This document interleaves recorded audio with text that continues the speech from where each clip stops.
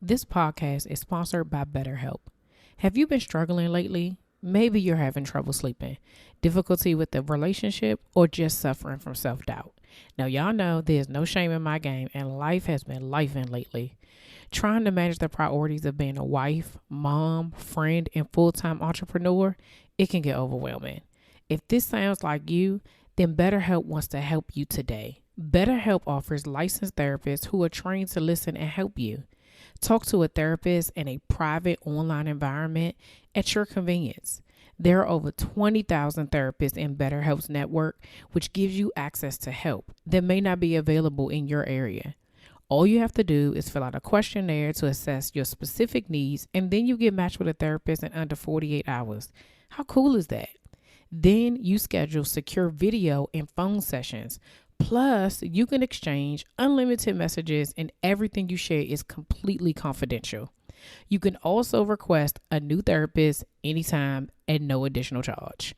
Join the 2 million plus people who have taken charge of their mental health with an experienced therapist from BetterHelp. There's a special offer to the Slaying Self-Doubt podcast listeners. You get 10% off your first month at betterhelp.com/slang.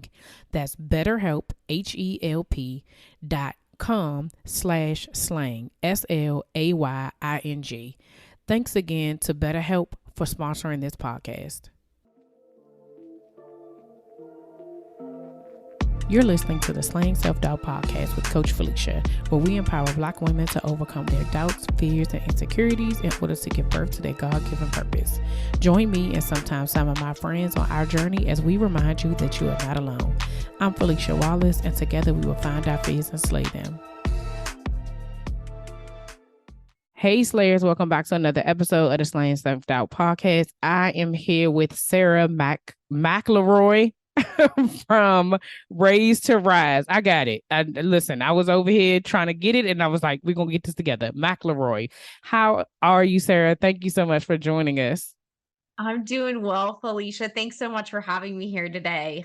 Oh, you are so welcome. So this conversation that we're going to have today, guys, it's been very popular over the last 3 years when we were in the panorama.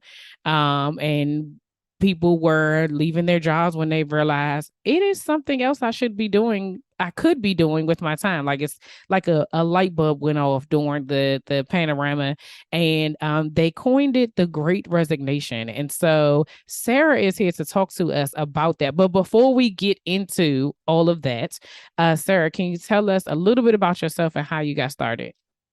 Yes. Well, I am a former chief marketing officer and an ex-hustle culture devotee. And I was inspired to return to my journalism roots after becoming both the Wall Street Journal's poster girl for pandemic career burnout, as well as a member of the Great Resignation two times over, class of 2021 and 2022, all in a span of 9 months. Now, on the other side of these back-to-back career failures and that burnout, it's like I'm reeling and I'm trying to figure out what has happened to me. What are other women experiencing? I can't be the only person who is going through a lot of this personal reckoning around work with as Mm-hmm. many millions of other women walking out the door at the same time during the Great Resignation.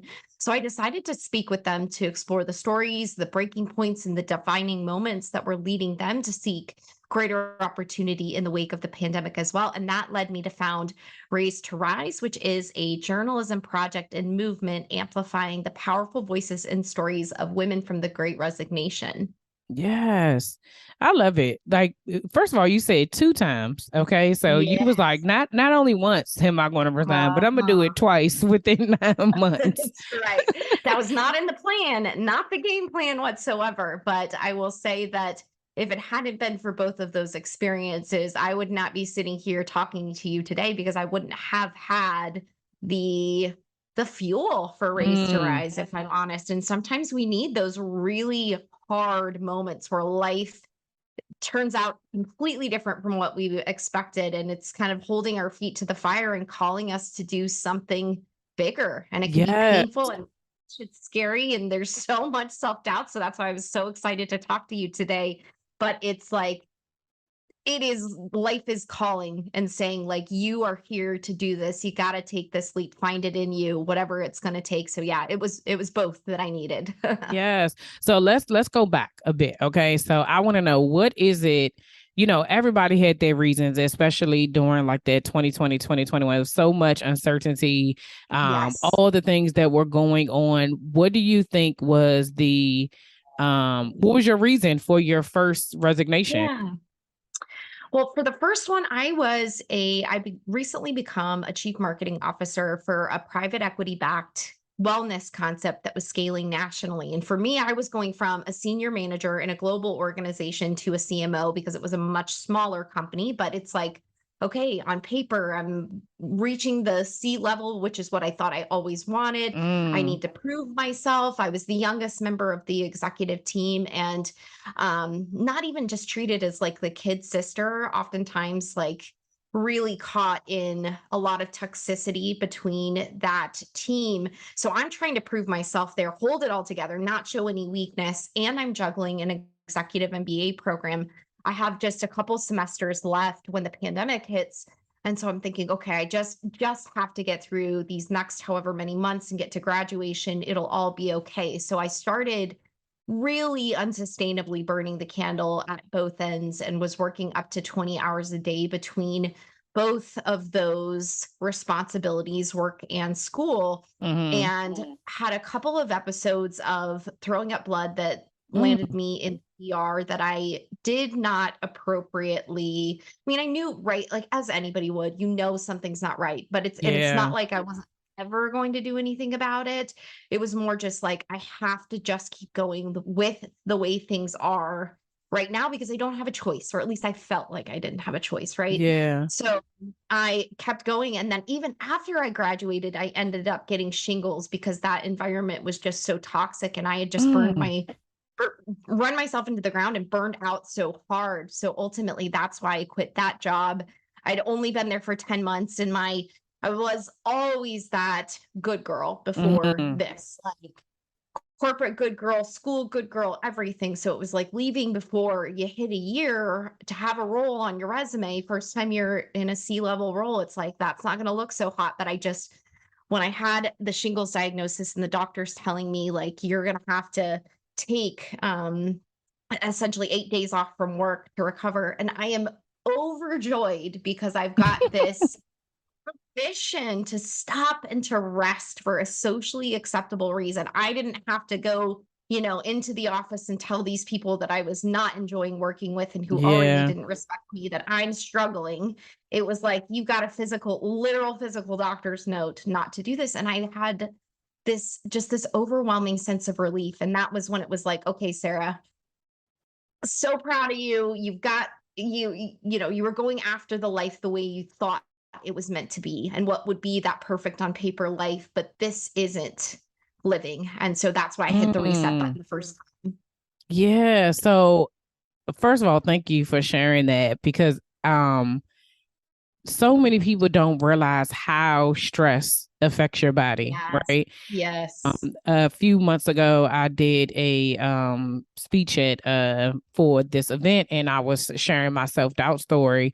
And a part of it was the biggest part of it is that I had 3 episodes of Bell's palsy, and Oh, then like a wow. 5 year period. And when I finally started to do the work to figure out what it was, like, because I'm like, at this point, something got to be wrong. Like, listen, Yeah. about to cap out on all the insurance benefits that I have right now. Like, Sure. me run every test I need. And, I worked in healthcare. So I had, some things accessible to me, like different type of specialists. And so finally I found somebody who was a Bell's palsy specialist. And once they went through my record and looked at everything, it's like, yeah, so there's nothing medically wrong with you. And I'm like, no, wait a minute. No, wait a minute. Like, I looked you up and they told me it was like, it was stress. And I was like, Yes. now what now? And they're like, Yeah. your body basically attacked itself. And the result is that you have paralysis in your face, right? And so it's like we don't understand, we don't know how our bodies work. We don't know the extent of it, right? We know the things that we Yeah. can do, where we can push ourselves to serve, but we don't know the negative effects. And that was kind of the beginning of me being like, yeah, I can't ever be in this space again. So some things Yep. I'm not going to be able to have to wear. So you knowing that, and like the effect that people don't realize that they're sick all the time at work, right? And they associate it Yes. with, oh, it's the way that I'm eating. I need to be healthier. I need to do something different. Maybe it's my sleeping. And sometimes it's your job. It is. Yeah. It Well, the Surgeon General just released their guidelines around toxic work environments and the is. implications for mental and physical health. Like, this is Mm-hmm. real stuff we are talking about. And we have been uh, mostly conditioned to just show up at work and like suck it up. It's kind of Yeah. in our American DNA. Like, Yeah. work harder, suck it up, do a better job, get a thicker skin. And we are realizing that the toll that takes on our mental and our Mm. physical health is not worth it. So Yeah. yeah, no, I'm so sorry to hear you went through that same experience too. But like, yeah, sometimes that's what it takes to wake us up and make us realize, like, really raise the mirror to ourselves and say, what is this doing to me? The way that I'm Mm-hmm. living, is this really good for me? Can it be different?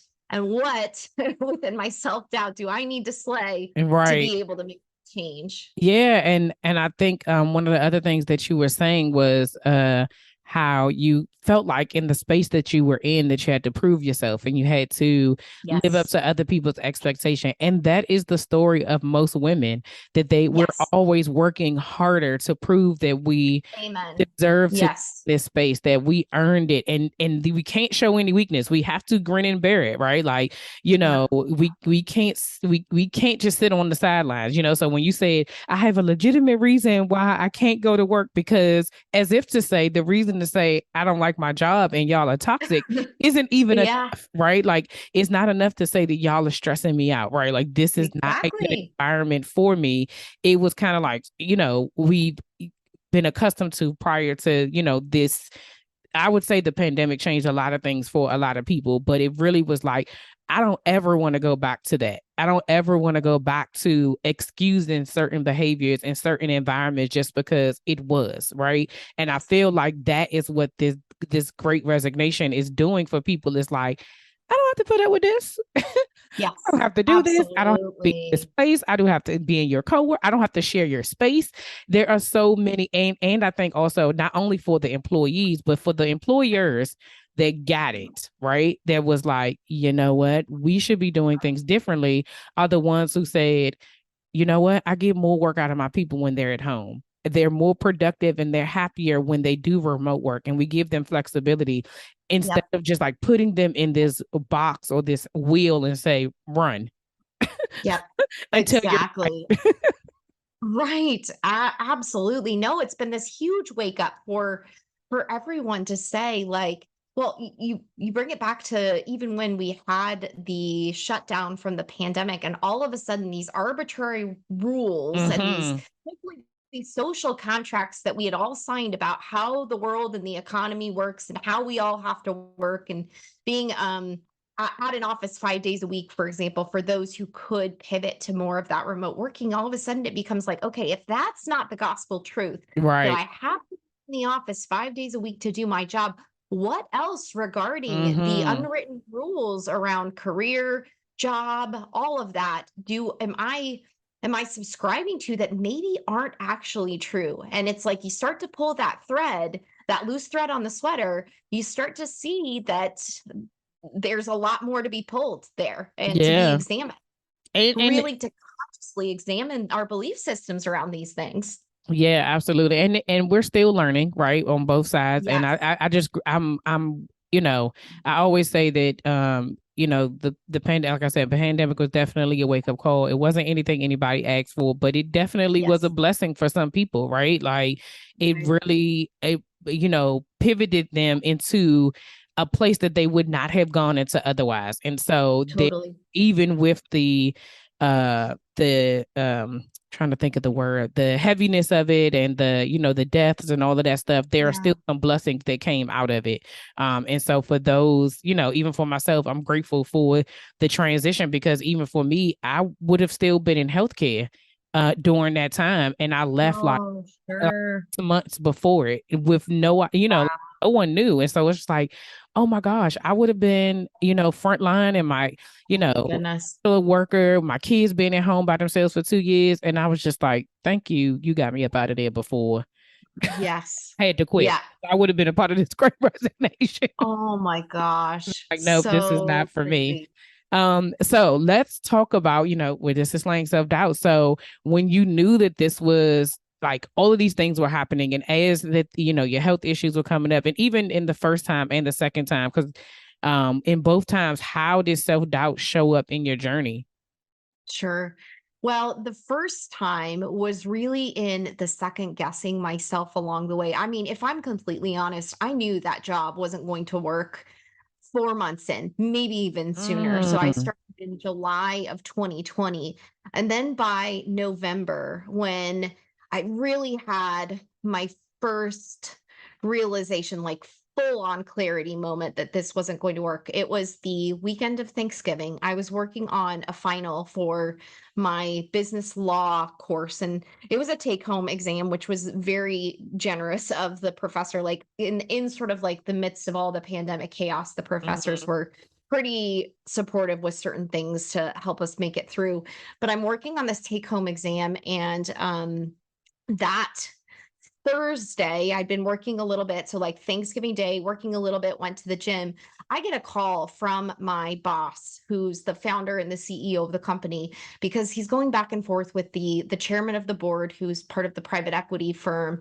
And they're going back and forth about something. And he wants to talk to me about it on Thanksgiving Day. Mm, And I'm about to hop on a Zoom call with my family across the country. And I'm just like, this is so petty. I just yeah. don't even know why I'm being called. And then, of course, he's like, well, we don't have to work on it today, but let's talk tomorrow. And so I'm like, okay, fine. I've got the final that I'm working on, but sure. So then it took me longer on the final to finish that up the next day, Black Friday. I texted him later that night and said, I'm not going to be able to work on this today. We also had a little bit of a snafu around the way our Black Friday promotion was running earlier that day. So I was already getting some interesting texts between Mm, some of the team members because they didn't like the way it had turned out and stuff. So that was kind of frustrating. And I was like, you know what? I'll just go into the office tomorrow, the Saturday after Thanksgiving, to try and make up mm. for the thing go right yesterday, to make up for the call that he'd wanted to do on Thanksgiving. And I go into the office and I get chewed out by my boss. I'm the only person in the office the Saturday of Thanksgiving because it's the Saturday of Thanksgiving, but Right. I'm chewed out and told this is not a 9 to 5 job. And it's like, and I was telling you, I was working up to 20 hours a day. Now they weren't seeing all of that because it was school as well. And I was saying, well, hey, I'm doing the best that I can. I'm here at the office right now. School is going to be done in about a month. And he's like, well, good. I'm glad it's going to be done because it's showing that you're kind of like caught up in that and stuff. And Oh, it's just like, let's look around. And then I spent 6 hours going back and forth with him at the office that day as he's dictating messages he wants me to send back to the guy from the private equity firm. And it's just like, this is so weird and so bizarre. mm. And anyway, and then I ended up talking to him like every single holiday through the rest of the year.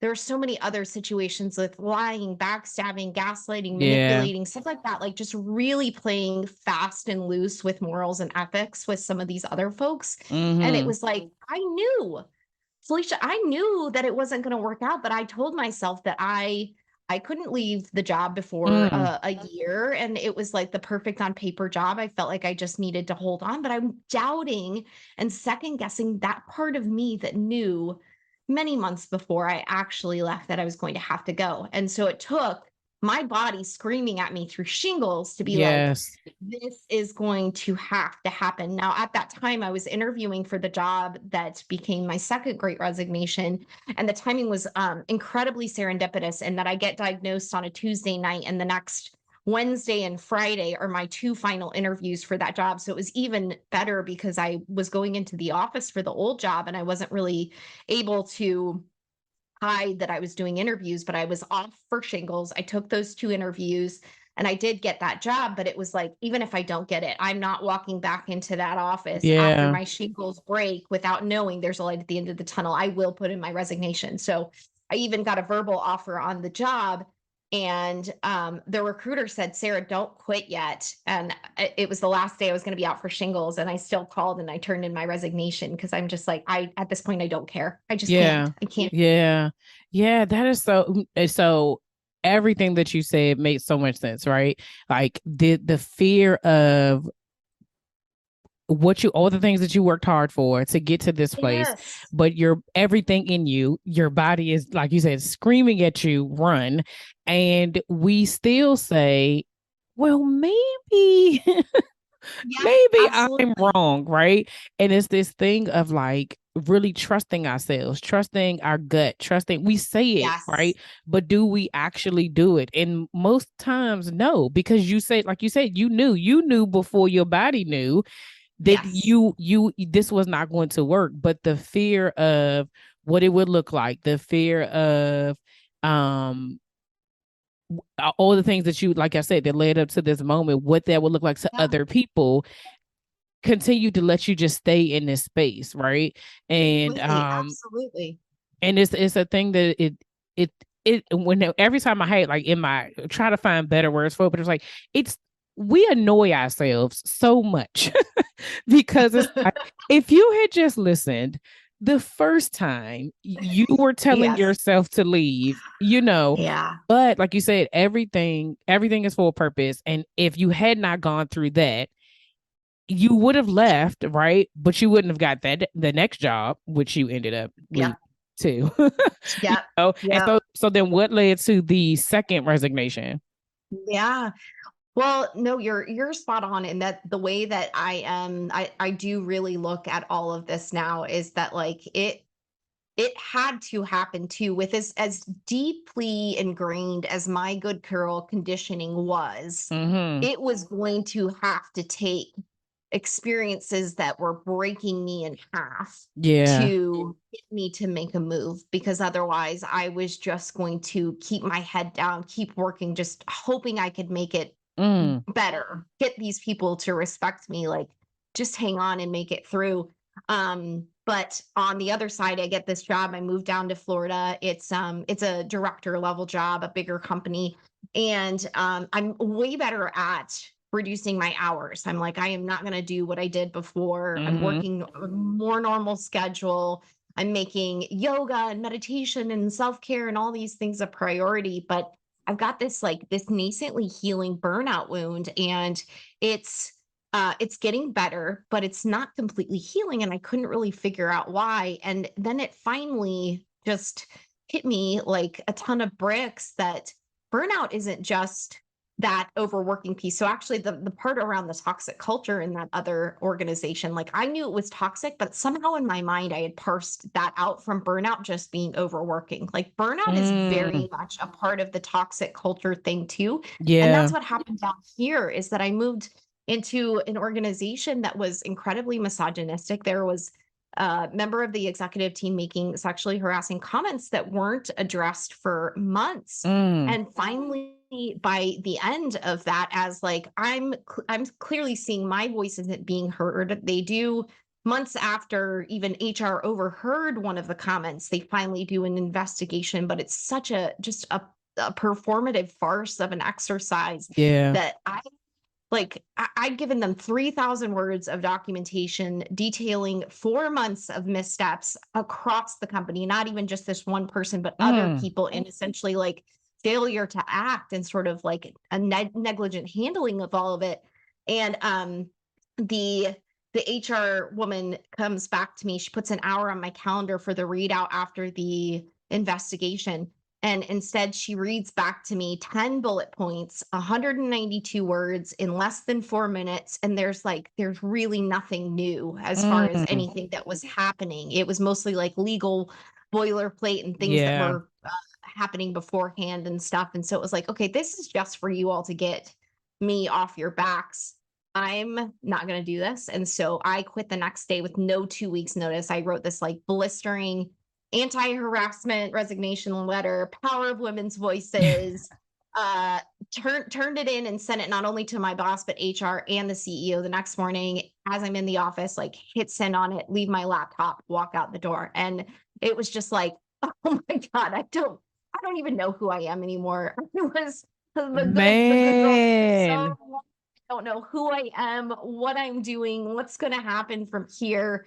But I just knew, like, to that point of breaking open, like, break me in half. Otherwise, I wouldn't have opened up to this Yeah. version of me, this version with a voice, a story, a movement, um, a message and like fuel to elevate this conversation around what other women are experiencing Yeah. too, because I don't want us to lose momentum. To your point of the silver lining coming out of what happened during the pandemic in this sort of workplace reckoning, like Mm-hmm. I don't want us to lose that as Yeah. companies are putting us back in the box and the return to work and everybody just wanting it to go back to, or at least the leaders wanting it to go back to the way it was. And I don't want us to lose the ground we've gained. Yeah.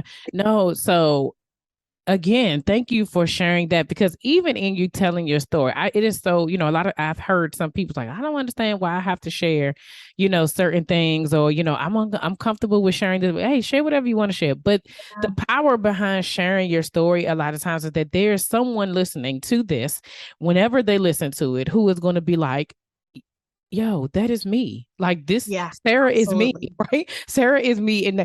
And she listen, there's this meme going around this reel of a lady. I don't even know if the original is this. This is what I saw. Like she put on an outfit and then she's just like, I just unlocked a different character. Like, I don't, who is this? Right. And so Yeah. when you said you walked out, it was like, wait a minute, who is this? Because good girl Sarah Yes. is gone, right? Like we Yeah, are shaking some stuff up and we blowing this whole thing up because pretty clearly much. you guys are not hearing me. And to the original point of like everything had to happen in that order for you to be able to say, yeah, like what I'm about to do is I'm about to shine a light on all of this because this right here, even though it's a part of this like great resonance, to your point, like it's about that moment that happened in that time.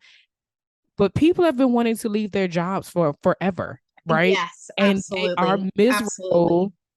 They're going through these things and they don't know what to do. So I wanted to Yeah. ask, like, why do you think people stay so long in jobs that they're actually miserable in?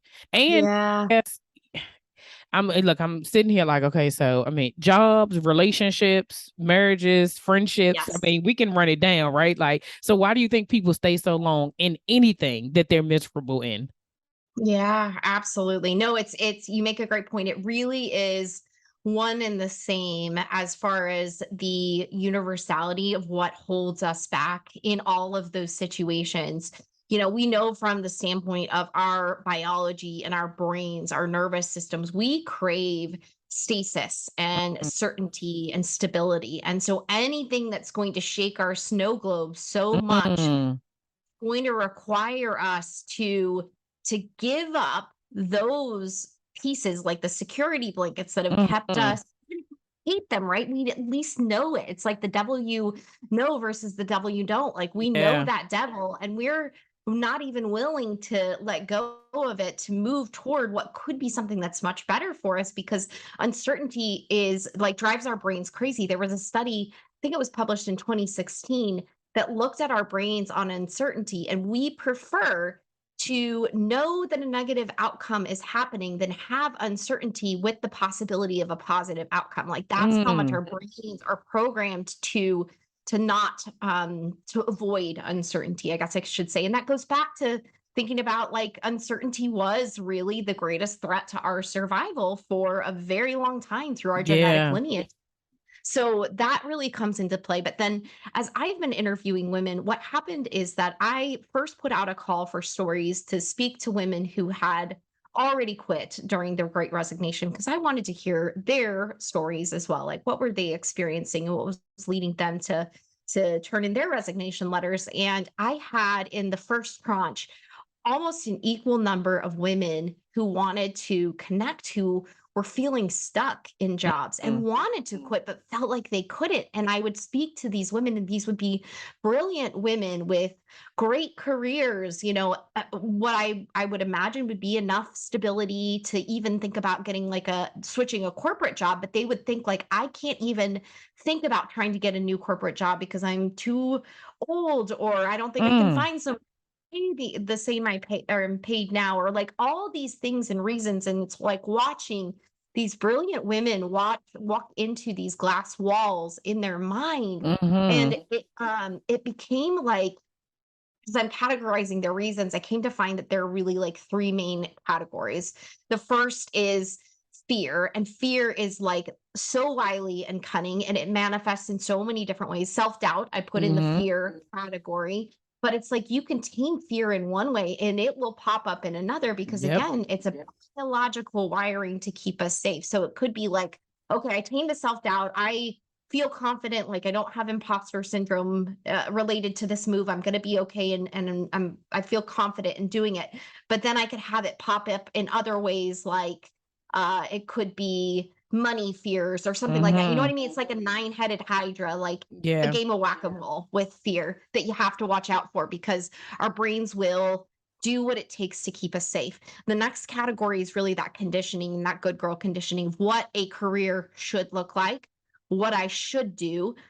Women, for the most part, we've been taught to suppress our needs and put the needs Mm, of others first in our yep. society, and to be loyal. And so we worry about our teams and the people we leave behind, or like, what will other people think? And this isn't what I quote unquote should do. So that anything that falls in that sort of like external sort of beliefs that we've picked up or conditioning, that's really that second category.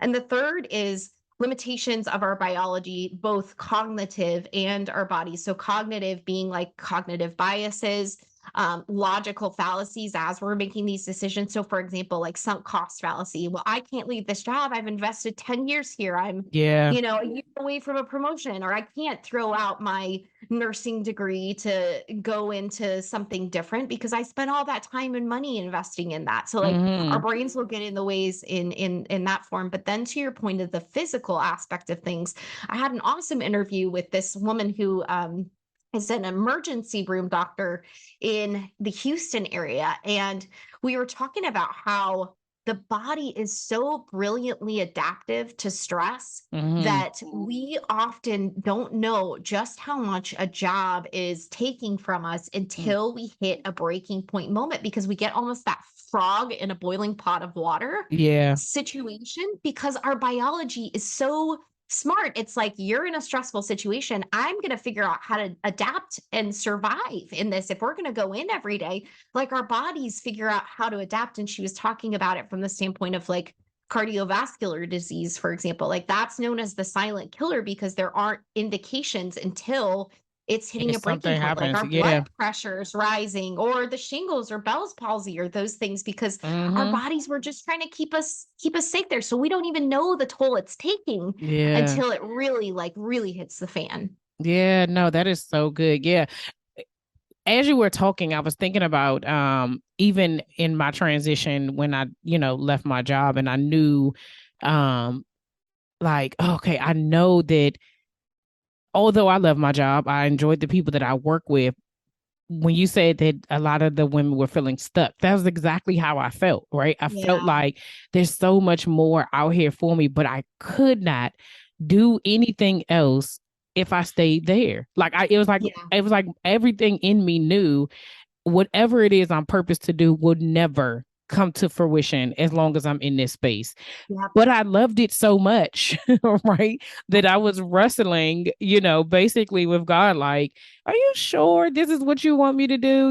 Like I believe Yeah. you and I know this is what you want, but right now things are good. Right now I'm comfortable. Right Yeah. now I feel like I've worked so hard that now I'm in a space where, oh, let's not forget, okay, the 10 years prior to me leaving that I was in this burnout phase, and I was doing everything to kind Mm, of prove my worth, and I was trying to prove that I yes. deserved to be there because, like you, I was the youngest person in leadership, and all the Yeah. before me had left, and so I'm the most senior person here, but I'm also know that they don't look at me because I'm 20 something years old and the rest of these women are in their 50s. Like, that's not my fault. I don't have anything to do Yeah. with that, right? But when it was time for me to go, like, I really had to just come to grips with the fact that it is something greater for you. It is something that you desire, and you will never know what it is until you take Yes. this leap, right? And I say Yep. every day, I'm so grateful that I didn't listen to myself, right? And Yeah. that I really just operated in faith and just stepped out and was like, okay, let's just see what happens, because the joy, the fulfillment, the freedom that I have now would never. I wouldn't even It's be, I would not be talking to you today if I was still working in that job. It wouldn't be impossible. I'd probably be just getting home from work. Like, yeah. that is the truth, you know? And then something else that you said that made me think of something that my therapist told me a while ago. And so she says, when we think about self abandonment versus self authenticity, we Mhm. choose self abandonment because there's less risk. And Yes, absolutely. the authentic thing to do is to quit your job.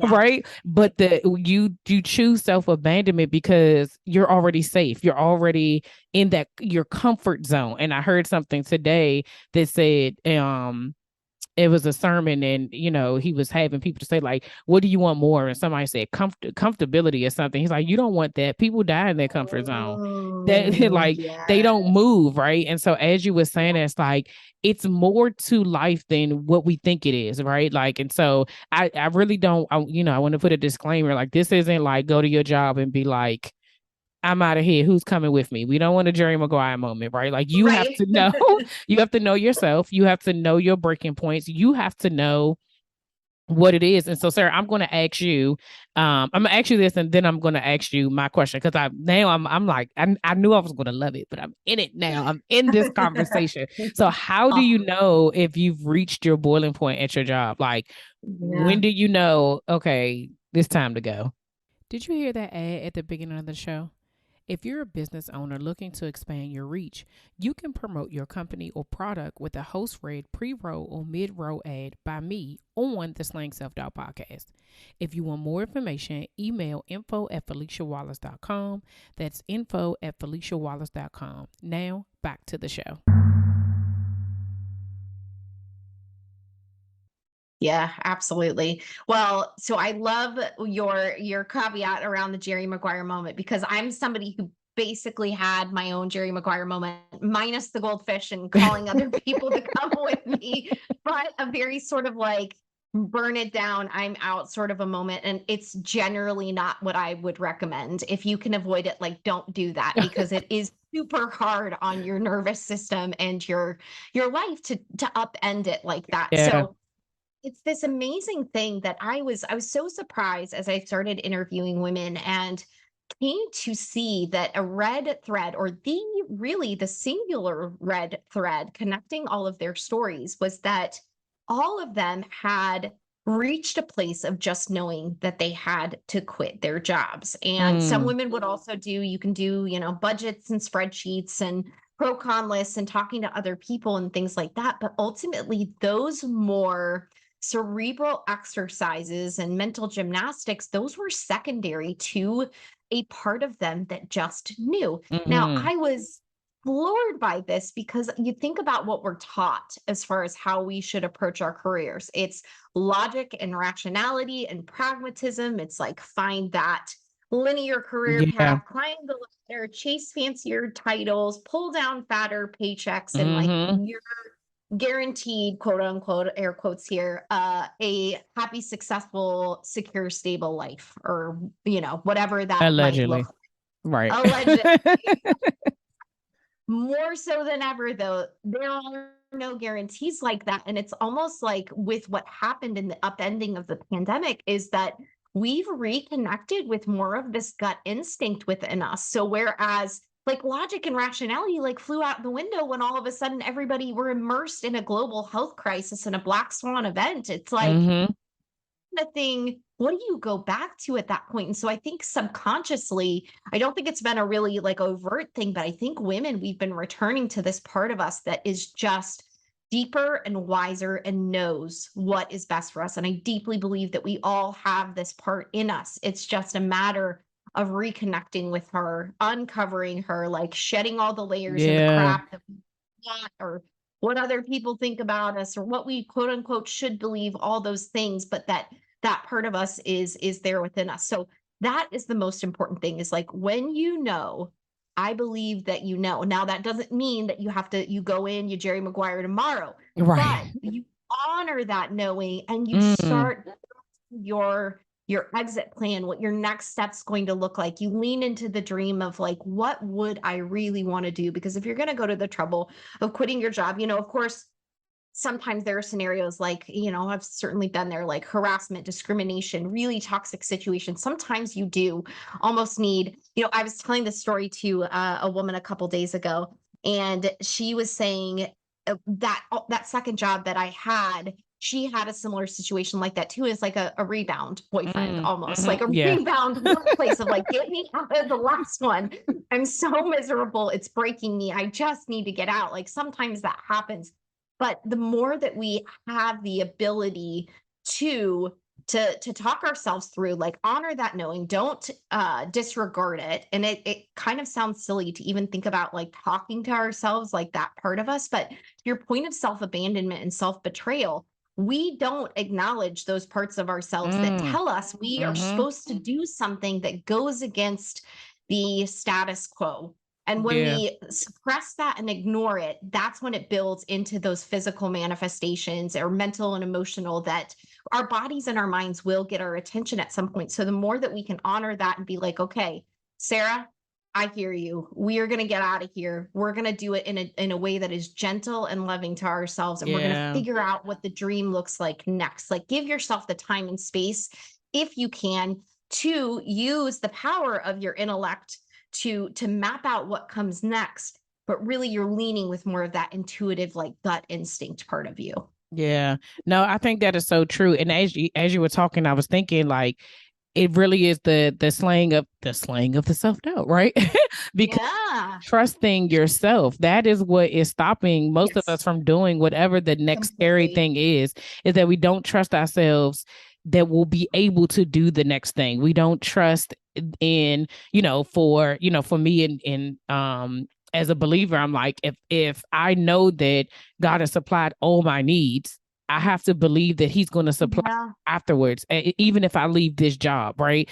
Because if he got me here, he'll get me to the next thing. And so sometimes also just reminding yourself of your previous wins, right? There's a lot of times the things that happen, they look different, they evolve. It's some stuff is bigger Yes. than other, but most of the time we've been in the same situation over and over again, in some kind of way. And it's that if we've gotten here is because we've gotten through all the other things that are behind Yes. us, right? And so just trusting that. I love that.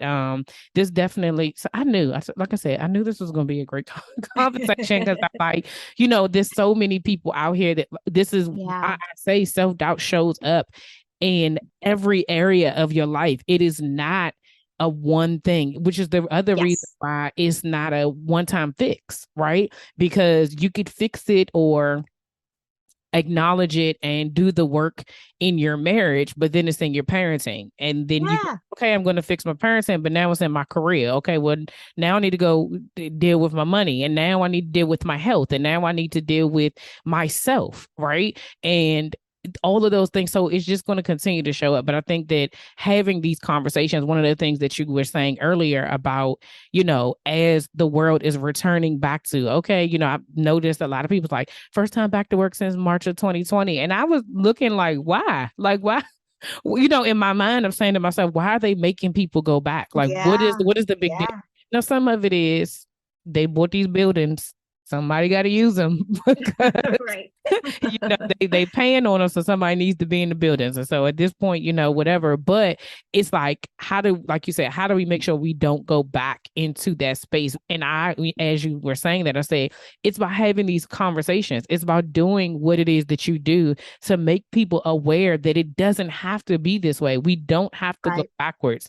We do not have to return to the box or to the circle or the hamster wheel of life. It doesn't have to be that way. So I'm proud of you for what you're doing in getting it out here and having these conversations with these women, and to let people know that they're not by themselves, right? Because I would have it that when you were going through it, you like, I'm the only person out here that just decided to walk up on my job.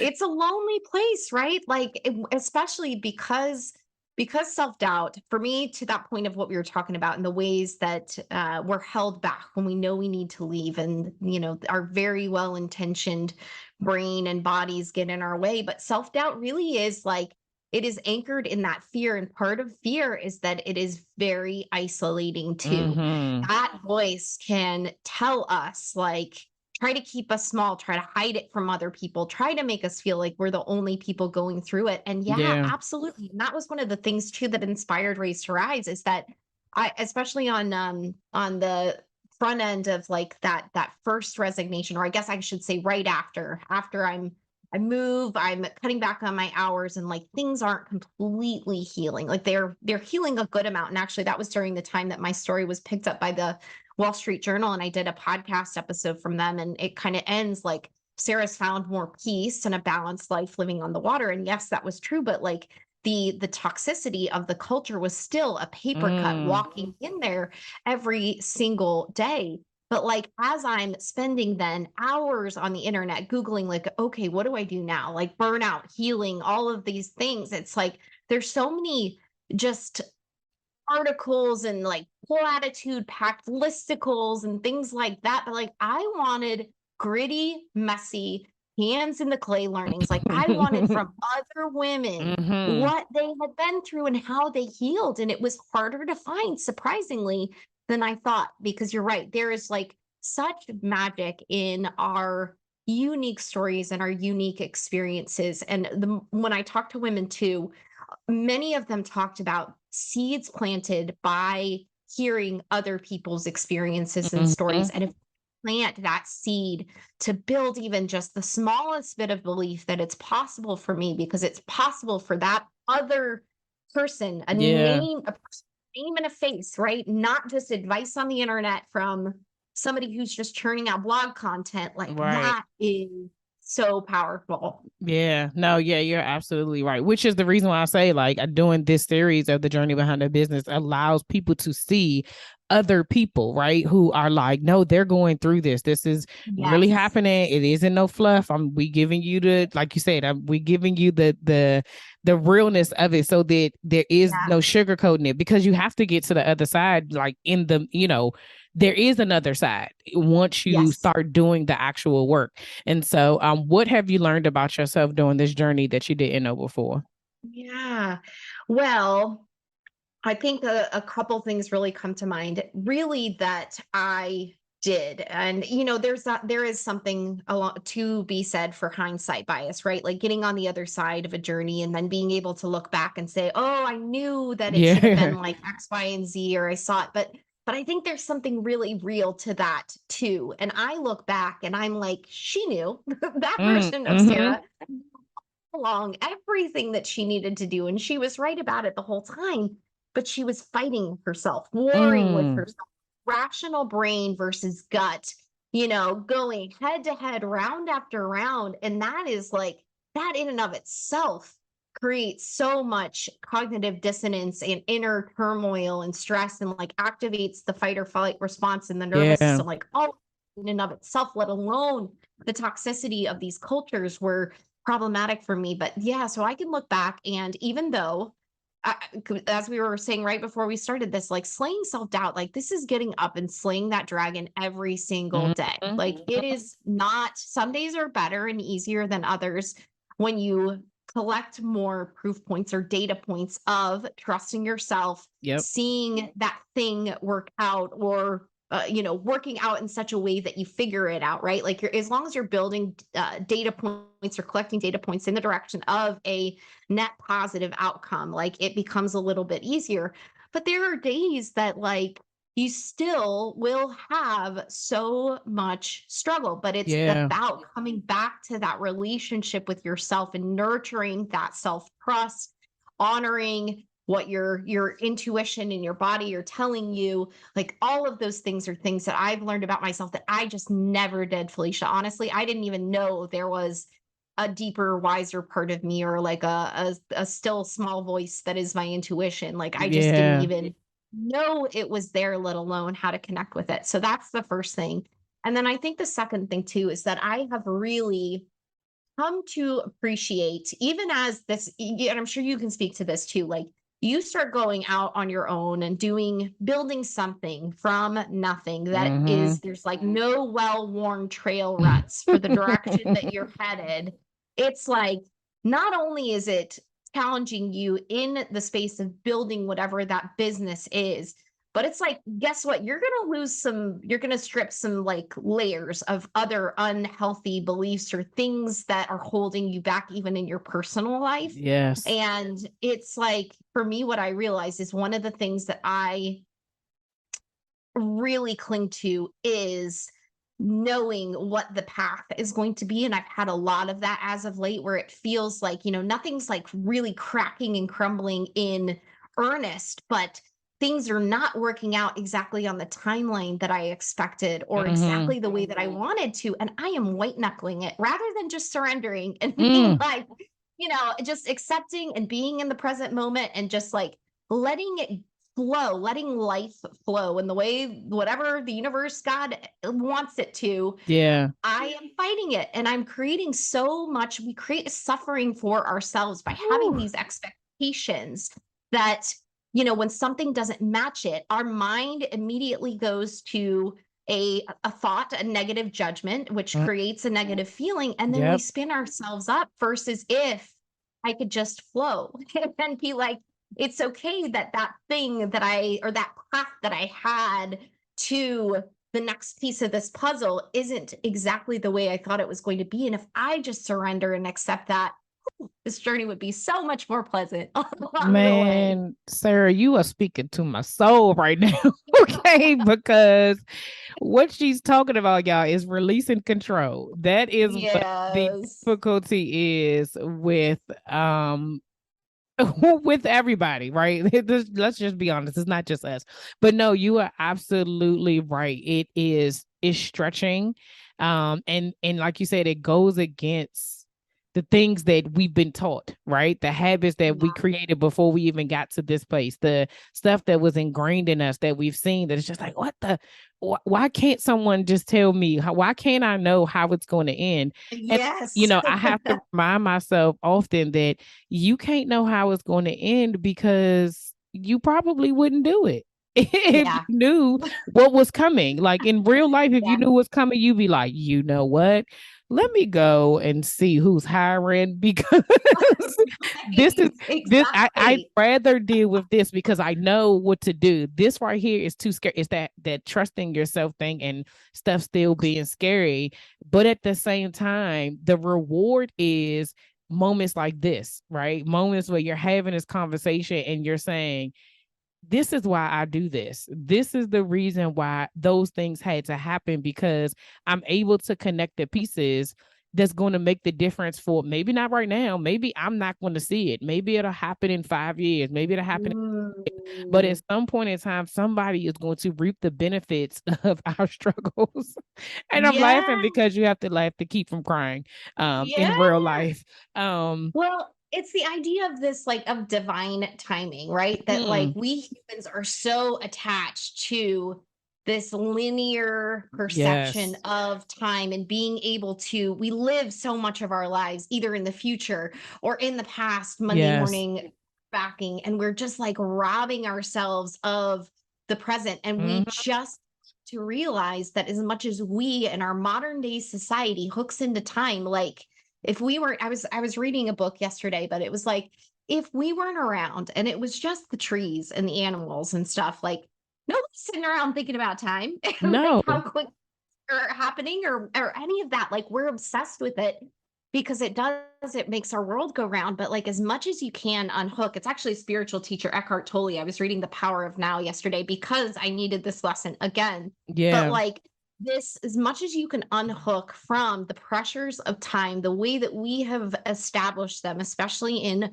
Western society, Mm-hmm. the happier and more at peace, or I guess I should say peace, maybe not happy, because like, peace is it though, right? Like Yeah. peace, being in presence, being in the moment. Like the more you can do that, that is where we really find the magic of this life. And then to your point, I loved what you said as far as like you can't know what the ending is going to be because you probably wouldn't go on the journey. No. Totally agree with that.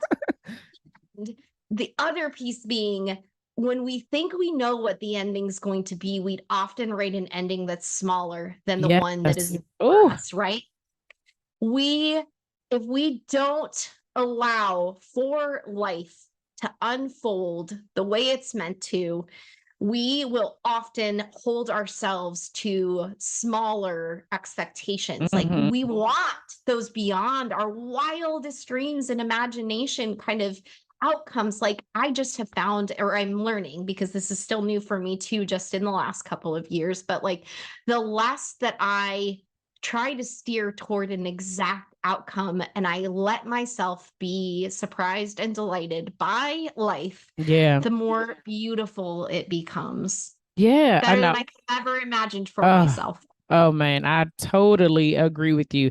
Even and this is saying that we're not saying that it's easy because I know that I have a problem with relinquishing control. Oh, It is definitely a struggle of mine.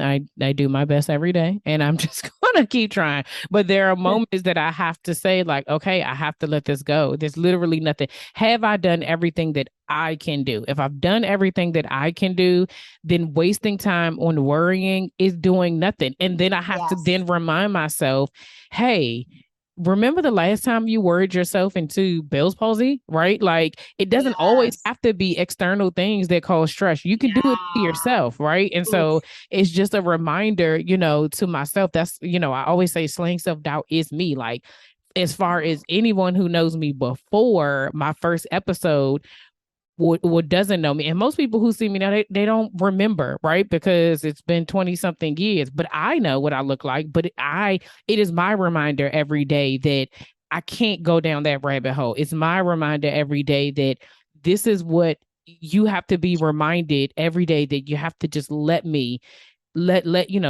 surrender to it, right? And so you even Yeah. said it, like surrendering to it, like even to the point of when you were talking about, we weren't here, and the trees and all that stuff. Whenever I go, my parents live in Florida as well, and so whenever we're at the beach, I'm just always reminded of like, dude, the waves are going to do what the waves are going to do. Like no one's telling Yes. them when to go. They're either, Exactly. if there's a storm coming, they rage, and when there's not a storm, it is peaceful, right? Like Yeah. just watching it do what it do, and it's like, what am I don't control, like stuff is happening that is outside of my control. I can't make the wave stop waving, whatever they do, crash. I'm trying to think of the word. I can't make the wave stop crashing. You know what I'm saying? Like that's not my job. That's too big for me. But Yes. I believe enough that if the Lord wanted to say, let the sea be calm, it could. And so all I can do is control what is within my strength. We're out here trying to do something that is above us, that is Yes. far beyond what we can imagine. And so that goes to your point of like, when you try to control it, you're going to get a small portion of what you could get if you just Yes. surrendered to the movement, if you just surrendered to the journey, and responsibly, right? Like again, it's not, but you have to know, like you just have to know yourself. You have to go on this journey with yourself, and child, I love it. I love it. So let's Yeah. talk about Raise to Rise. What is it that you all do? I saw that people can share their stories. Like, how are you getting Yeah. women to, like, tell us all about it? Yes. Well, so I've been collecting stories from women of the Great Resignation, but it ended up expanding. I've also been collecting the stories of some of the women who've been stuck, but also a lot of women who have made big leaps prior to the pandemic because now they've got more of that space between that break and or leap, and now to be able to look back with hindsight to share their wisdom. Really, the purpose of this was not only to share the stories and for us to be able to see ourselves in other women, but to crowdsource their wisdom and insights for exactly that reason. Because I also deeply believe that as I'm talking with these women, I don't think that some of us are just born, and this is, I'm not a scientist, right? I'm a journalist, but I believe that it's not that these women, these ones who are taking these big, bold leaps, are necessarily born more inherently confident. Like they're tapping into this wellspring that exists in them that doesn't exist in others. I just think they've done more self-discovery, flex that muscle more often, more risk taking, makes us more able to take bigger risks in the future. And they've really like built skills and tools to help them in Mm. making kinds of moves rather than just relying on this inherent source of confidence. Now, doesn't mean we don't have different personality types, and some of us are more prone to be open to risk taking than others. It's not to say that, but I deeply Mm. believe when we default to, Felicia's just more confident than me. She was just born that way. That's just the way she is. That's a way to excuse, and not Yeah. not in a way to like, I don't mean that in such a negative, like judgmental way, but it's a way that we let ourselves off the hook, I guess you could say, Oh to no, be I like, understand exactly what you meant. but you know what I mean? Like when we don't, we need to believe that these things can be cultivated in us, because I can tell you from all of the data that I've collected from these stories, we can't. But it just can take a long time to get there because of all of the layers of conditioning, the negative Yeah. experiences, the things people have told us we can or can't do, the things we believe ourselves about ourselves, as far as how much we let our inner critic run our lives. So the point of all of the Raze to Rise stuff was to crowdsource the wisdom. It's going to become a book and a Yes. toolkit. All of that is in the works. But my deepest hope for all of this is that like women will see themselves in these other women and develop the confidence, slay that self-doubt, do what it is that they need to do to be able to trust their gut and Mm. know that they know what's best for them, and to have these resources at their fingertips to make that feel like a possibility, so that we don't just default to, well, I just wasn't born that confident, Mm-hmm. I could never Mm-hmm. do it, and just shut it down, because that doesn't do, the world misses out, honestly, Felicia, when we do that. We miss out on innovation and creativity and Yeah. impact that women have to make in this world when they walk. And if we shut down that part of us that knows we are meant for something bigger and meant for something greater, we all lose out, not just Yeah. us personally. Man, that is so, yeah. You are absolutely right. And what you are doing is basically, I mean, you're basically bringing the voice, bringing the stories to the forefront, so that, like you said, so people are able to see themselves in others. And to the women who are willing to share their stories, like the bravery that they have. And I think that Yes, just they're like amazing. yeah, just like even in what we're doing, like the things that I've been able to see during this time, right?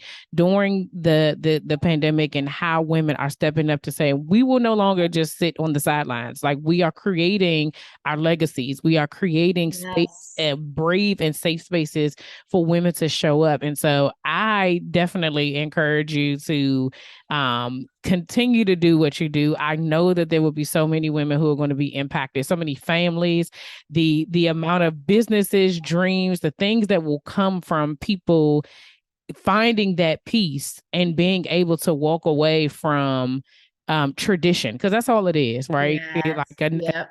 a traditional 9 to 5 is just tradition, but to be able to walk and create something of their own and really be able to trust themselves and believe that greater is in front of them, You're a piece to that puzzle. Like we're out here doing it together. This is a part of slaying self-doubt. This is Yeah. a part of the journey too, sis. Okay. Yes. Yes.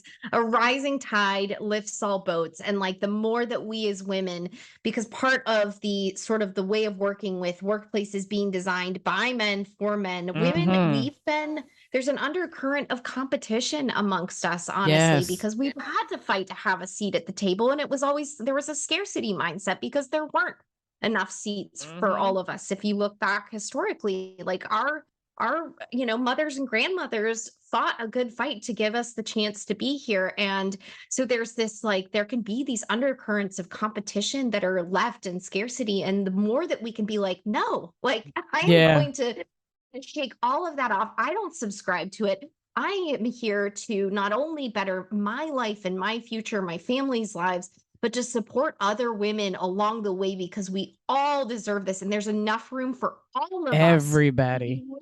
Our truth, the better off we will all be. Yes, I love it. Thank you so much, Sarah, for sharing. I'm saying Sarah and sharing together. Thank you so much, Sarah, for sharing today, sharing your journey, sharing what you do. How can people connect with you if someone wants to get in contact with you to share their story? Where would they be able to find you? Yes, if you go to raze2rise.com, and that's raise as in like burn it down to build it back up, raze. And you can also find me on LinkedIn and Instagram as Sara J. McElroy. I'm saying share now too. Find me there. Happy to chat with anyone. I love speaking with women who are passionate about this or looking for a little bit of help or guidance, anything along those lines, sharing their stories, whatever speaks to your heart. I'm here. Feel free to reach out. Yes, I love it. Thank you so much. Welcome to the Slaying Self-Doubt community, nation. I'm trying to figure out tribe, family, all of those things. Okay. The journey, all of that. Thank you so much for joining us today. Thank you, Felicia. Yes, truly an honor to be here. Oh, you are so welcome.